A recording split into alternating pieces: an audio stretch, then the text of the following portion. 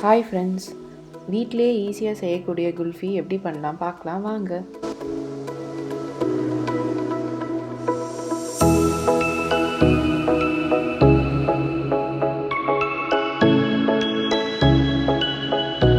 குல்ஃபி பண்ணுறதுக்கு முதல்ல பால் நல்லா சுண்ட காசிக்கணும்.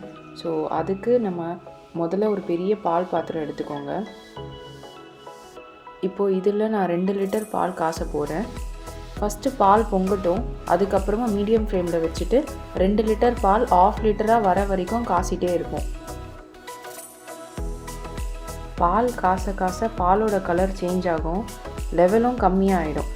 இந்த டைமில் கண்டென்ஸ்டு மில்க் இதில் ஆட் பண்ணிக்கோங்க. ஸோ தட் நமக்கு அந்த க்ரீமி கன்சிஸ்டன்சி கிடைக்கும்.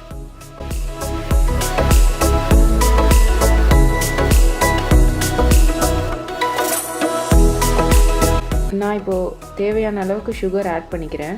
ஏன்னா கண்டென்ஸ்டு க்ரீம்லேயும் சுகர் கொஞ்சம் இருக்கும். ஸோ நம்ம தேவைக்கு ஏற்ற மாதிரி சுகர் ஆட் பண்ணிக்கலாம். நான் இப்போது ஏலக்காய் பவுடர் ஆட் பண்ணியிருக்கேன். நீங்கள் ஏலக்காய் பவுடர் போடாமையும் பண்ணிக்கலாம். அடுத்து சாப் பண்ணியிருந்த பாதாம் பிஸ்தா இதில் ஆட் பண்ணி கலரி விட்டுக்கிறேன்.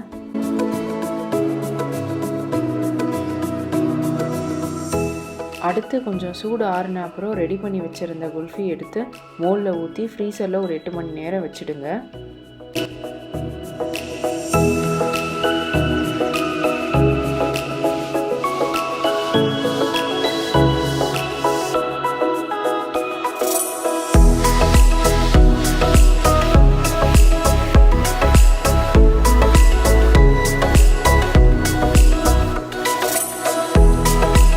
குல்ஃபி ரெடி ஆயிடுச்சு.